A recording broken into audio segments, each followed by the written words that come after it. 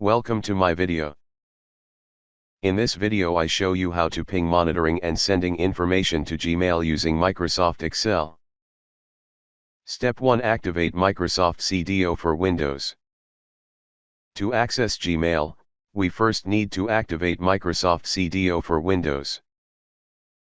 Step 2. Allow less secure apps. Go to myaccount.google.com from your browser and turn on the Allow less secure apps option. Step 3. Execute VBA code. You can copy the code from the sample file in the description of this video. You are expected to change the code according to your specifications.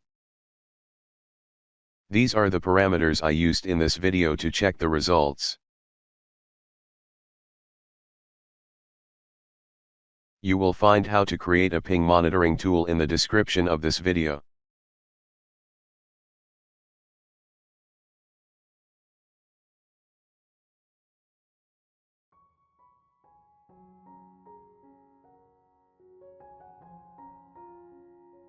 This is the Gmail and ping monitoring tool I will use.